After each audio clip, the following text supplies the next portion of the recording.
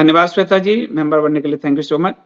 परमात्मा तो बिना बिजली के उपकरणों के झोपड़े में भी आ जाते हैं, तो केवल प्रेम के भूखे हैं। सबसे ऊंची प्रेम सगाए दुर्योधन के मेवा त्यागे, साग विदुर घर खाए। सही बात है। दुर्योधन कितने अहंकार से भर गया था जब उनके भोजन को उन्होंने ठुकराया, और विदुर के यहाँ उन्होंने साग खाई।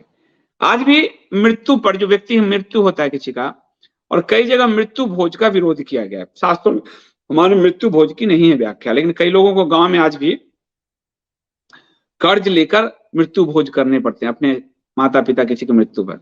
तो वहां ये उदाहरण आता है कि ये कहाँ लिखा है, तो जिनके मन में पीड़ा हो, उनके घर ईर्ष्या हो, वितृष्णा हो, क्रोध हो, उनके घर भोजन नहीं करना चाहिए। दुर्योधन के भोजन को ठुकराकर भगवान ने ये एक आदर्श रखा। तो जिनके घर मृत्यु होती है वो पीड़ा में होते हैं, दुख में होते हैं, वहां भोजन नहीं करना चाहिए। ये भगवान कृष्ण का ये उदाहरण बार बार आता है। और जहां भक्ति है, प्रेम है, आतिथ्य है, भोजन वहां करना चाहिए। तो भगवान विदुर के यहाँ साग ही था, और प्रेम था, भक्ति था। और विदुर जो है, और मुझे आश्चर्य है, इतने बड़े साम्राज्य का महामंत्री कितना सादा जीता था, और आज एक नेता बन जाता है, पता नहीं क्या हो जाता है उसके दिमाग कहाँ घूम जाते हैं। एक नेता बनते ही औकात से बाहर उड़ने लगता है लोग। लेकिन इतने बड़े साम्राज्य का महामंत्री साग रोटी खाता है। और महाभारत के बाद आधुनिक काल में चाणक्य झोपड़ी में रहते हैं, और जब राजकाज के लिए अलग दीपक जलाते हैं कि राजा के खर्च पर, अपने निजी कार्य के लिए अलग अपने पैसे के खर्च में। ये थे भारत के आदर्श। और इस आदर्श को अलबरूनी जब आता है 1100 के आसपास गौड़ी के साथ, तो अलबरूनी लिखता है कि भारत के जो लोग हैं कितने सच्चे हैं।